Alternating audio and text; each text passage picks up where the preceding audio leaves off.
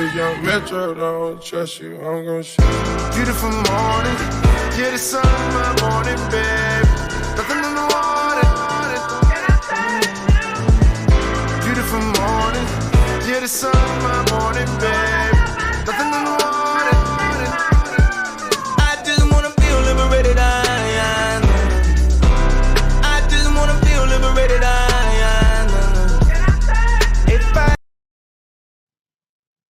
What's up, y'all? Welcome back to the ZayMoolaSportsPodcast. I'm your host, Isaiah.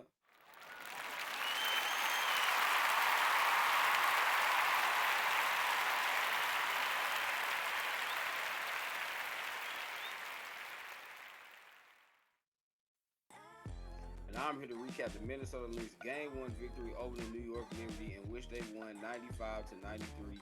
So without further ado, y'all, let's get straight into it. And man, what a game, what a game. But y'all, in the first quarter, it looked like this was going to be a pretty boring game because I thought the New York Liberty were going to blow out the Minnesota Lynx, man, because the Liberty, they came out on fire. They scored 32 points in the first quarter. The Minnesota Lynx, y'all, they did not have an answer for the Liberty offense in that first quarter. Jonquel Jones and Phee, they got off to really hot starts, man.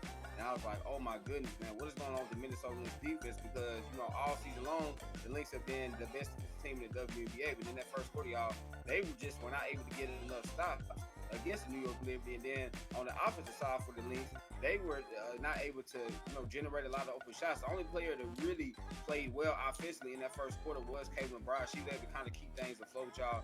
But then in the second quarter, man, the Minnesota Lynx started to kind of put the clamps on the New York Liberty. And what they did was this, y'all. They decided that they were going to put their best defender, Phee, on the New York Liberty's best player, Breanna Stewart. And then they also decided they were going to put a lot of length and size, y'all, against Sabrina Ionescu to make life very difficult for her. So because the Minnesota Lynx decided to do that, y'all, they were really able to limit Stewie and Sabrina. Now, Jonquel Jones, she had a major game. Like I said, she got to a great start in the first quarter. She had 24 points, 10 rebounds. Phee, she had 17 points and 6 rebounds, y'all.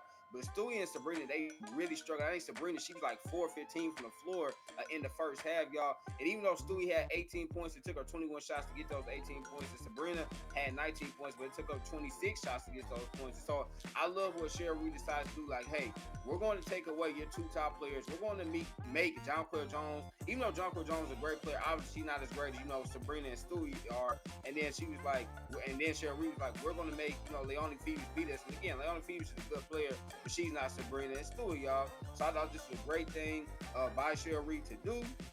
Great strategy by her, and they were able to really slow down the New York Liberty in that second quarter, y'all. The New York Liberty only had 12 points in the second quarter, The problem was, though, again, the Lynx still were not able to generate a lot of open looks offensively.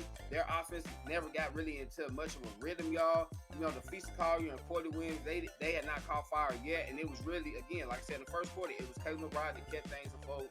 But then in that third quarter, y'all, this is where the game kind of changed, because in the third quarter, the Minnesota Lynx finally got things going offensively. They scored 25 points. The New York Liberty scored 24 points. They basically played each other to a tie. But finally, y'all, you were seeing, man, Atisha Heidemann, Maisha Hines out, and they came off the bench. They hit some really big shots. Heidemann, she had 10 points in this game. Maisha Hines out, had 5 points, y'all. Bridget Crowder, she also hit the big three in that third quarter.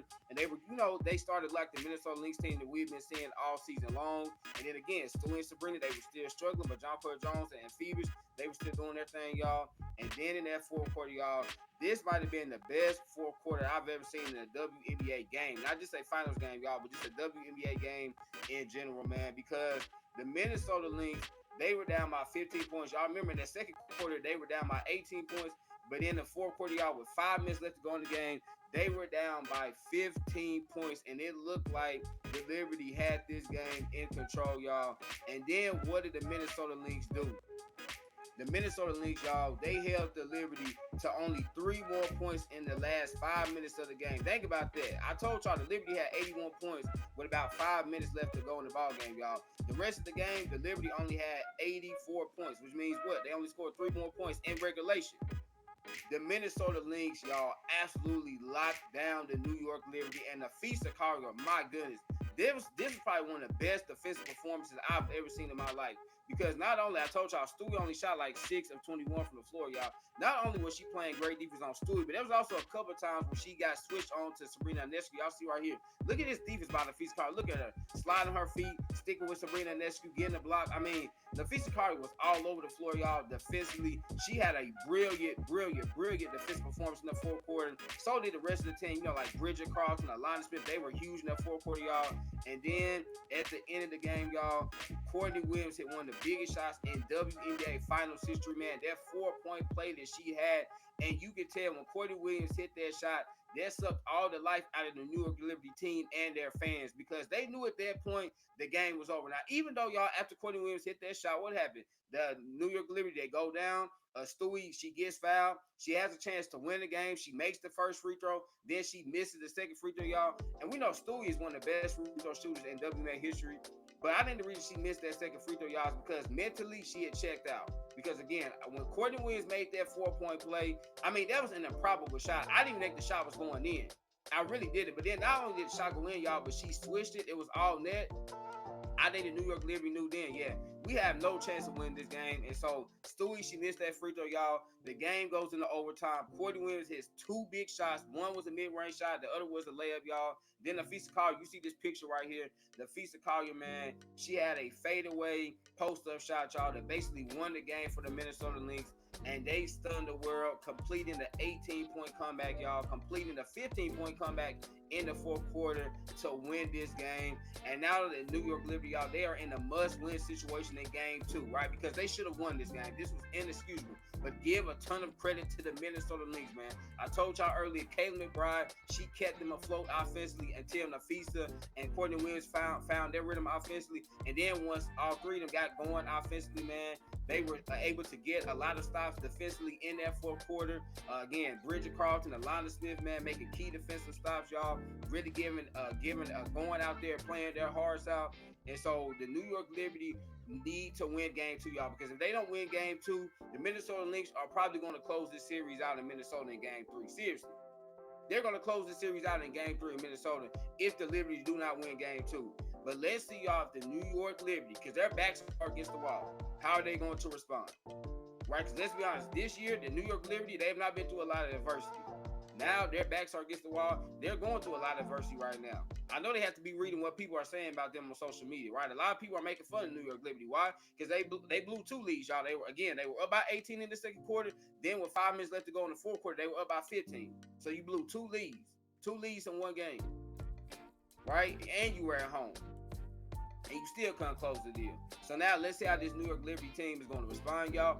I expect Sabrina and Stewie to have better games, but I still don't know if they're going to be super efficient. I mean, again, the Minnesota Lynx have been the best defensive team in the league all season long.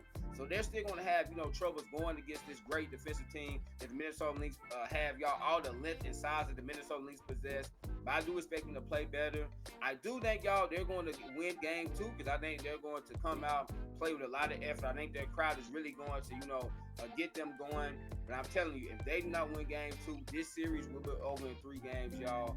And it's going to be very interesting to see if the New York Liberty, y'all, are able to respond and win game 2. Because if they do, they still have a shot to win this series, man. So there y'all have it. That was another episode of ZayMoolaSportsPodcast. Remember, y'all, last good message of what? Make sure you get your daily dose. Y'all, I'm going to end it, man. I love y'all. God bless.